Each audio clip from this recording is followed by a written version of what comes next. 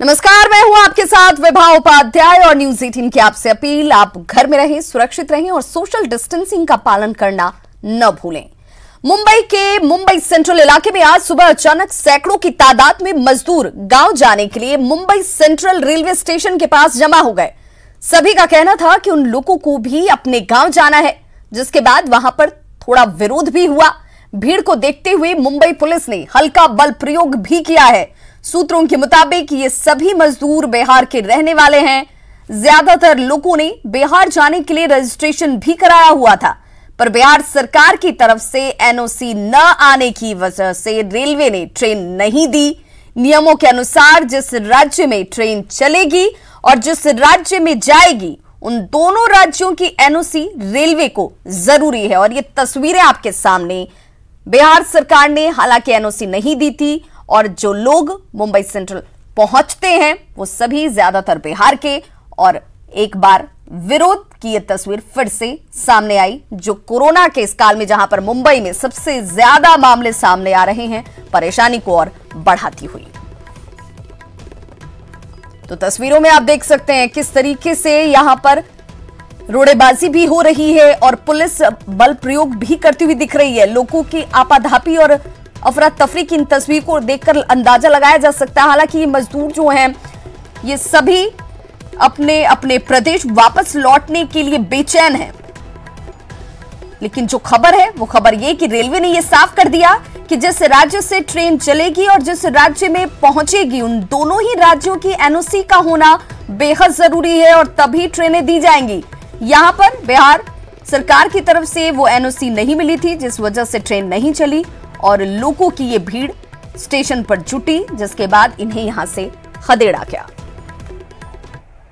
इस बीच बिहार में लगातार प्रवासी मजदूरों का आना जारी है। राज्य सरकार का स्पष्ट आदेश है कि इन सभी मजदूरों को 21 दिनों के लिए क्वारंटीन करना है, लेकिन कई क्वारंटीन सेंटर ऐसे हैं जहां अगर आप जाएंगे तो जगह नजर नहीं आएगी। ऐसे में वहां के मजदूर कैसे और कहां अपने लिए क्वारंटीन सेंटर बना रहे हैं, देखिए इस रिपोर्ट के जरिए। तेलंगाना से मुजफ्फरपुर के मुशहरी पहुंचे हैं ये प्रवासी मजदूर। क्वारंटाइन सेंटर में जगह नहीं होने के कारण इन मजदूरों ने पेड़ के नीचे ही अपना आशियाना बना लिया। इनका कहना है कि ये लोग यहाँ सुरक्षित हैं, यहीं पर पूरे नियम के साथ 21 दिनों का क्वारंटाइन पूरा करेंगे। पेड़ के नीचे इसलिए हम लोग रह रहे हैं कि ये सेफ जगह है और यहाँ पे गांव वाले पहले भी रहा करते थे। वहाँ नहीं जा रहे हैं, वहाँ 10 जगह से 10 किस्म का आदमी आएगा, कौन है, कौन संक्रमित है, कौन नहीं है, कौन कैसा है, इसलिए इसी वजह से हम लोग वो डर के वजह से वहाँ नहीं जा रहे हैं। मुशहरी के राजवाड़ा पंचायत की मुखिया कहती है, तेलंगाना से आए ये सभी मजदूर इन्हीं पंचायत के हैं। सभी अपने गाँव के पास ही एक पेड़ के नीचे साफ सफाई करके रहने लगे। पंचायत की मुखिया ने इन मजदूरों के लिए सभी जरूरी सामान उपलब्ध कराए। स्कूल में तो रखे हुए हैं, एक जगह 13 गो रखे हुए हैं, एक जगह 21 गो रखे हुए हैं और व्यवस्था कर ही रहे हैं और फिर व्यवस्था में लगे हुए हैं हम लोग सब। इन मजदूरों की थर्मल स्क्रीनिंग के अलावा कोरोना की कोई जांच नहीं हुई है। ये लोग खुले में शौच जा रहे हैं। दूसरे चरण की जांच के दौरान यदि एक भी मजदूर कोरोना पॉजिटिव निकल गया और उस एक मरीज से कई लोग संक्रमित हो गए तो इसकी जिम्मेदारी कौन लेगा? न्यूज 18 के लिए मुजफ्फरपुर से प्रवीण ठाकुर की रिपोर्ट। वहीं बक्सर में कांग्रेस विधायक संजय कुमार तिवारी उर्फ मुन्ना तिवारी की निजी गाड़ी से 8 बोतल विदेशी शराब बरामद की गई। गाड़ी में सवार 4 लोगों को गिरफ्तार किया गया है। इस मामले में पुलिस ने विधायक की गाड़ी को जब्त करते हुए केस दर्ज कर कार्रवाई की शुरुआत भी कर दी है। सिमरी थाना क्षेत्र के नगपुरा में वाहन चेकिंग अभियान के दौरान सदर विधायक संजय तिवारी की गाड़ी को रोका गया। शराब की बरामदगी इस गाड़ी से ही की गई। लॉकडाउन में जरूरतमंदों के बीच राशन बांटने के नाम पर विधायक की गाड़ी में शराब ढोई जा रही थी। 2 तस्वीरें आपके सामने, ये वही गाड़ी जो विधायक की है। गिरफ्तारी भी हुई है और बाद में गाड़ी के बारे में जब छानबीन किया गया तो पता चला कि वो टाउन विधायक की गाड़ी है, तो एफआईआर दर्ज के आवश्यक कार्रवाई की जा रही है। विधायक की गाड़ी है सर, ये कंफर्म हो गया है? हाँ, ये कंफर्म हो गया है कि वो गाड़ी विधायक जी के ही नाम पे है तो FIR दर्ज करके आवश्यक कार्रवाई की जा रही है। और लॉकडाउन के बाद दिल्ली से पहली यात्री ट्रेन पटना पहुंची। ये ट्रेन कल शाम नई दिल्ली से खुली थी और आज सुबह पटना पहुंची। कई लोग ऐसे थे जो लॉकडाउन की वजह से दिल्ली में फंसे हुए थे और वापस लौटने का इंतजार कर रहे थे और पटना वापसी के बाद उन्हें राहत महसूस हुई। तो लॉकडाउन में पहली स्पेशल ट्रेन दिल्ली से पटना पहुंची, जिससे बिहार के अलग अलग जिलों से लोग पटना पहुंचे, लेकिन पटना से घर जाने के लिए उन्हें गाड़ी नहीं मिली, जिससे लोग परेशान और हैरान नजर आ रहे हैं।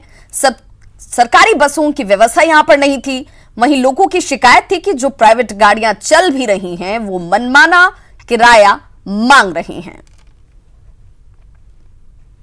दिल्ली से चली स्पेशल राजधानी ट्रेन रांची पहुंच गई है और यह ट्रेन कल दिल्ली से खुली थी। रांची पहुंचने के बाद सभी यात्रियों की स्क्रीनिंग की गई। स्टेशन पर सुरक्षा के भी तगड़े इंतजाम थे। स्टेशन के बाहर दूसरे जिलों के लिए बस की व्यवस्था की गई थी, जिससे वो अपने घर तक पहुंच पाएं। वहीं रांची के रहने वाले यात्री अपने निजी वाहन से भी अपने घर जा सकेंगे। वहीं आज रांची से राजधानी स्पेशल ट्रेन दिल्ली के लिए खुलेगी। आपको ये बता दें कि दिल्ली से रांची के बीच सप्ताह में 2 दिन ट्रेन चलेगी, बुधवार और शनिवार को, जबकि दिल्ली से गुरुवार और रविवार को रांची से जो ट्रेन है वो जाएगी दिल्ली के लिए। लॉकडाउन के बीच देश के तमाम शहरों से लगातार श्रमिक एक्सप्रेस ट्रेनों का बिहार पहुंचने का सिलसिला जारी है। कल कई ट्रेनें बिहार के विभिन्न शहरों में पहुंची, तो 2 ट्रेनों से आरा स्टेशन पर उतरे लोगों को जांच के बाद उनके गृह जिले में क्वारंटीन सेंटर पर भेजा गया।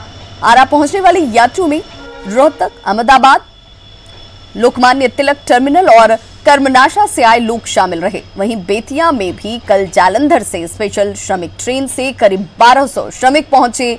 बेतिया स्टेशन पर सभी की स्क्रीनिंग की गई, जिसके बाद इन मजदूरों को प्रशासन की तरफ से बसों में बिठाकर उनके गृह जिले भेज दिया गया।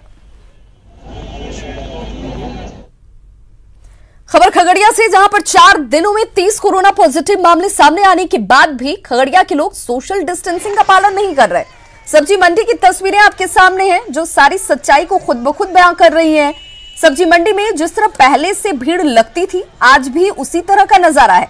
खुले आम लोग सोशल डिस्टेंसिंग की धज्जियां उड़ा रहे हैं और पुलिस प्रशासन की सख्ती की पोल यहां पर साफ तौर पर खुल गई है। अगली खबर भी खगड़िया से ही है, जहां बाजार समिति में बने ट्रांजिट कैंप में बस से प्रवासी मजदूर को दूसरे जगहों से लाकर खगड़िया पहुंचाया जा रहा है। उसमें बड़ी लापरवाही देखने को मिली। ट्रांजिट कैंप तक जो बसें प्रवासी मजदूरों को लेकर पहुंच रही हैं, उस दौरान प्रवासी मजदूर बस की छतों पर भी बैठकर सफर करने को मजबूर हैं। तस्वीरों को देखिए, जहां पर सोशल डिस्टेंसिंग का पालन करना है, वहां पर बसों के अंदर सीट भर लोग बैठे हुए हैं और उसके बाद छतों पर भी इन लोगों को बैठाया गया है, जो बेहद खतरनाक है। एक छोटी सी चूक से इनकी जान भी जा सकती है। महामारी कोरोना से जीत के आ गए, लेकिन अपने मोहल्ले में आकर हार गए। दरभंगा में कुछ ऐसा ही वाकया सामने आया है, जहां कोरोना को मात देकर एम्बुलेंस से घर पहुंची महिला को लोगों ने मोहल्ले में नहीं घुसने दिया और एम्बुलेंस के साथ वापस ही लौटा दिया। एम्बुलेंस में साथ गए मेडिकल स्टाफ की माने तो मोहल्ले में लोगों के विरोध के दौरान मौजूद पुलिस ने भी लोगों को नहीं रोका और उल्टा उन्हें ही डरा धमकाकर वापस जाने को मजबूर कर दिया गया, जिसके बाद वो महिला दोबारा अस्पताल पहुंच गई।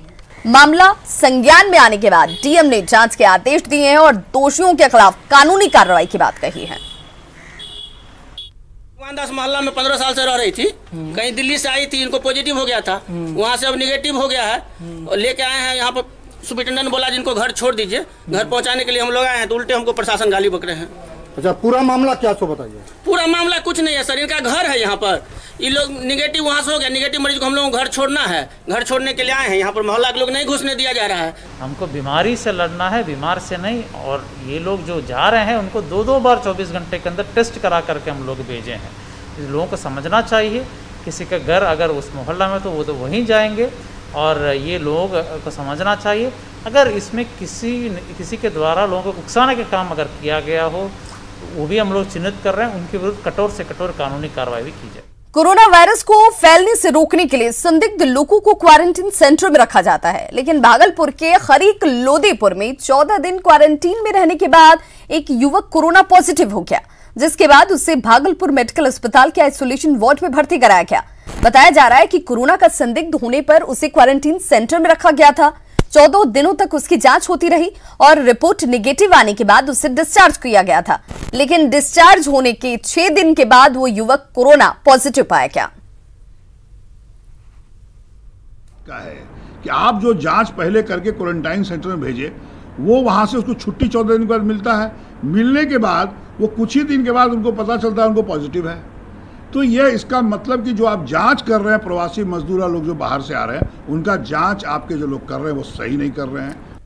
कोरोना बंदी में मोतिहारी पुलिस की पहल से कई रिक्शा चालकों के घरों में चूल्हा जल रहा है। कोरोना संकट में चांदमारी मोहल्ले में कई लोग कई दिनों से भूखे थे, जिसकी सूचना मिलने पर डीएसपी के आदेश पर पुलिस की टीम बिना देर किए हुए पूरे अमले के साथ राशन पैकेट लेकर पहुंची और वहां पर मौजूद सभी गरीबों के बीच सूखा राशन बांटा गया। इस मौके पर इंस्पेक्टर ने कहा कि अब यहां कोई भूखा नहीं रहेगा और जब तक लॉकडाउन जारी है तब तक इसी तरह यहां राशन पहुंचाए जाएंगे।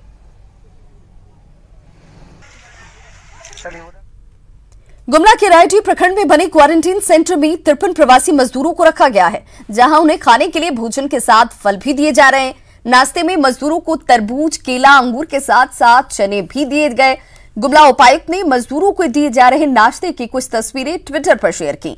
उपायुक्त ने कहा कि मजदूरों के स्वास्थ्य का पूरा ख्याल रखा जा रहा है, उन्हें पौष्टिक आहार दिए जा रहे हैं। दिल्ली मेट्रो रेल कॉरपोरेशन ने अभी सेवा शुरू करने की कोई तारीख का ऐलान नहीं किया है, लेकिन जिस तरह से तैयारियां जारी हैं, उससे यह अंदाजा लगाया जा रहा है कि जल्द ही इसकी घोषणा हो सकती है। इस बीच डीएमआरसी ने मेट्रो में लोगों को सोशल डिस्टेंसिंग का पालन कराने के उद्देश्य से सिटिंग प्लान भी बना रखा है। वीडियो में मेट्रो में सिटिंग प्लान की तैयारियां चल रही हैं। कुल 7 लोगों की सीट और यहां 2 या 3 लोगों से अधिक बैठाने का प्लान नहीं है। वहीं जहां यात्रियों को बैठने की इजाजत है, वहां स्टिकर लगाए जा रहे हैं।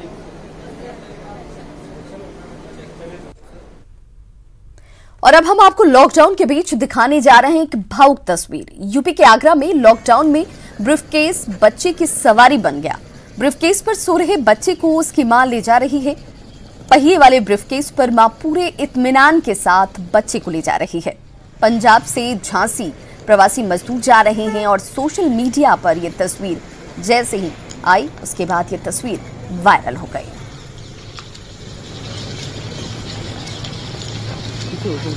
लॉकडाउन के दौरान इस तरह की तस्वीरें सचमुच आपको झकझोरती हैं।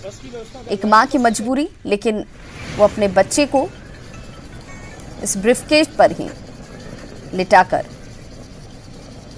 अपने घर की तरफ पैदल ही चल पड़ी।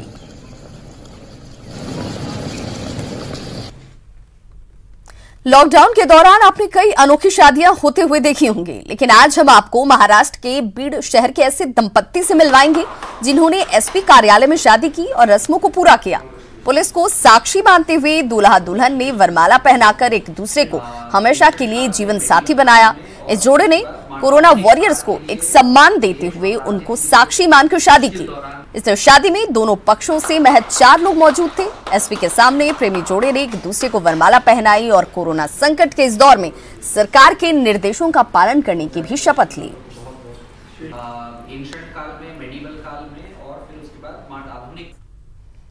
यूपी के मेरठ में पुलिस वालों ने एक बुजुर्ग दंपत्ति की 50वीं सालगिरह पर उनके घर जाकर केक दिया और दंपत्ति के साथ सालगिरह मनाई। इसके लिए पहले पुलिस वालों ने अपनी गाड़ियों को गुब्बारों से सजाया और फिर सभी दंपत्ति के घर के बाहर पहुंचे।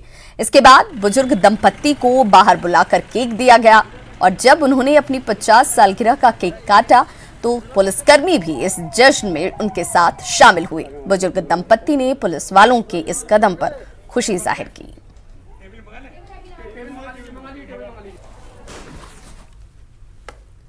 लॉकडाउन में पूरा देश परेशान है, लेकिन पर्यावरण के लिए ये काफी राहत वाला वक्त है। हर तरह की गतिविधियां बंद होने की वजह से गंगा स्वच्छ नजर आने लगी है। पेड़ पौधे भी काफी हरे भरे लगने लगे हैं। गंगा नदी में विचरण करने वाले जीव जंतु भी पानी में अटखेलियां करते हुए नजर आ रहे हैं। गंगा तेरा पानी अमृत झरझर बहता जाए, युग युग से इस देश की धरती तुझसे जीवन पाए, गंगा तेरा पानी अमृत। देश इस वक्त कोरोना संक्रमण की चपेट में है। 25 मार्च से देश में लॉकडाउन लगाया गया है।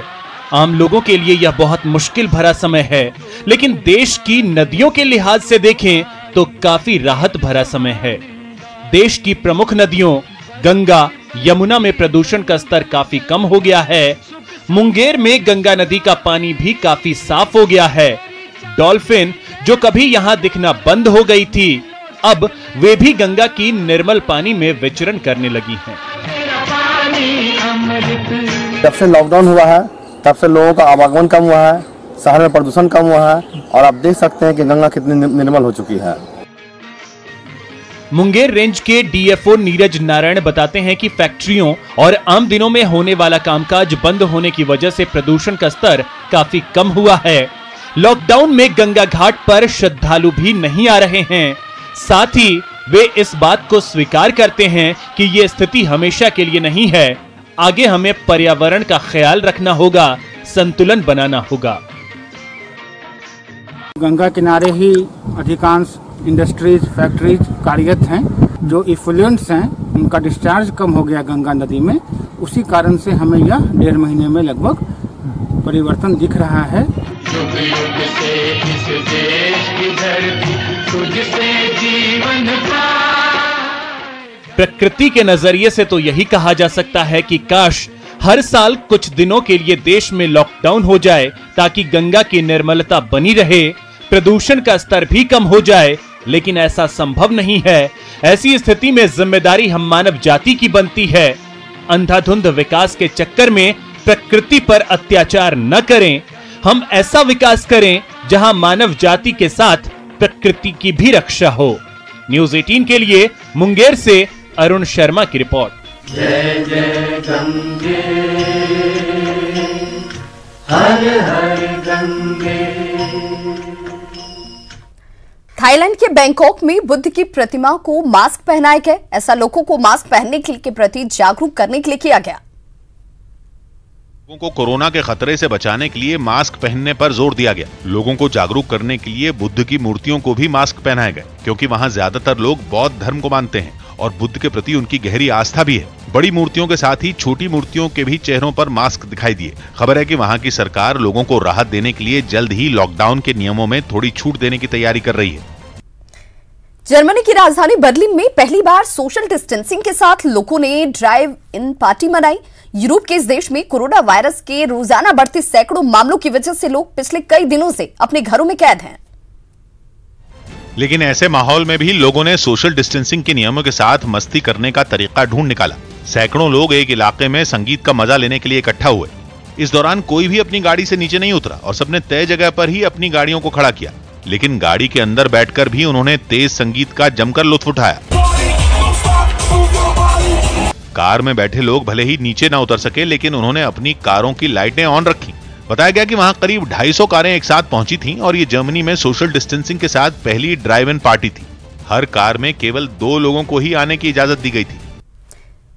दक्षिण कोरिया में कोरोना वायरस का खतरा कम करने के लिए रेस्टोरेंट में रोबोट का सहारा लिया गया। इस बीमारी के अब तक वहां 11,000 मामले सामने आ चुके हैं और 250 से ज्यादा लोगों की इस वजह से मौत हो चुकी है।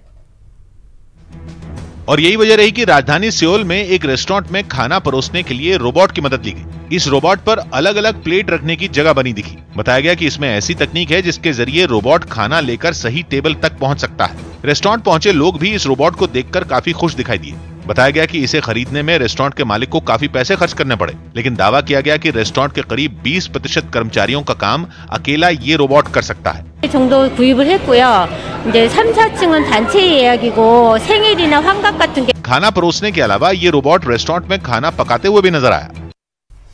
कोरोना संकट के बीच इंग्लैंड ड्रोन की मदद से दूर दराज के इलाकों में दवाएं और जरूरी सामान पहुंचा रहा है। सरकार को इन इलाकों में जरूरी सामान भेजने में परेशानी हो रही थी, जिसके बाद उन्होंने ड्रोन की मदद ली और मरीजों के इलाज में काम आने वाला जरूरी सामान अस्पतालों में भेजना शुरू कर दिया।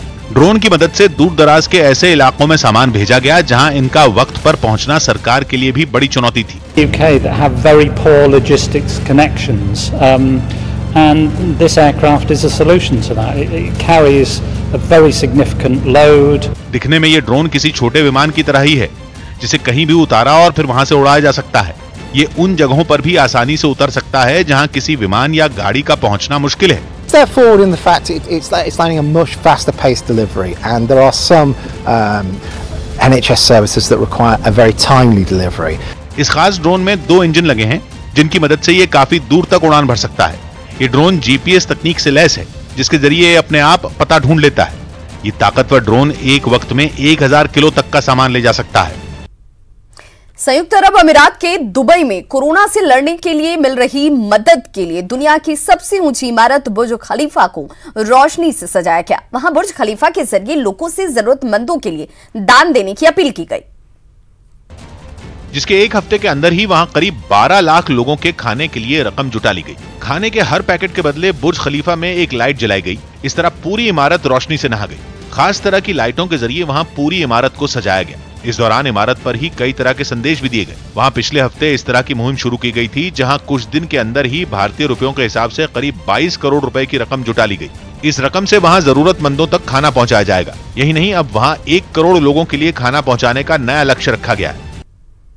डेनमार्क के शासन वाले फैरो आइलैंड्स में कोरोना के खतरे के बीच फुटबॉल मैच खेला गया। बताया जा रहा है कि कोरोना से जूझ रहे पश्चिमी यूरोप में मार्च के बाद ये कोई पहली प्रतियोगिता है। 2 टीमें मैदान पर एक दूसरे के सामने उतरी। कोरोना के डर के बावजूद खिलाड़ी पूरे जोश के साथ फुटबॉल खेलते नजर आए। मैच के दौरान वहां मौजूद लोग भी उनका हौसला बढ़ाते दिखे। My wishes are that people are healthy and safe, and hopefully we can put a smile back on their faces by trying to play some football. Corona की वजह से वहां दर्शकों के आने पर रोक थी, लेकिन फिर भी कुछ दर्शक वहां पहुंचे जो मैच देखते नजर आए। इटली में लॉकडाउन में ढील देने के बाद काइट सफर एक बार फिर समुद्र में उतरने लगे। करीब 2 महीने के लॉकडाउन के बाद इटली में कुछ पाबंदियां हटा दी गई हैं। राजधानी रोम के करीब लदिस्पोली में कई लोग समंदर किनारे लहरों की सवारी करते नजर आए। काफी वक्त से शांत पड़े समंदर तट पर चहल पहल भी दिखी, जहां कई लोग लहरों में मस्ती करते नजर आए। मौका मिलते ही कुछ लोग तो गहरे समंदर में पहुंच गए। लहरों की सवारी कर रहा एक आदमी तो खतरनाक स्टंट करता नजर आया। इनके चेहरों पर लंबे वक्त बाद बाहर निकलने की खुशी भी साफ नजर आई। इटली में कोरोना की वजह से 30,000 से ज्यादा लोगों की जान जा चुकी है। हालांकि हालात में थोड़ा सुधार आने के बाद वहां लॉकडाउन में कई तरह की रियायतें दे दी गईं। और हमारी आपसे अपील कि मास्क का इस्तेमाल जरूर करें, सोशल डिस्टेंसिंग का पालन करते हुए अपनी और अपनों की सुरक्षा सुनिश्चित करें।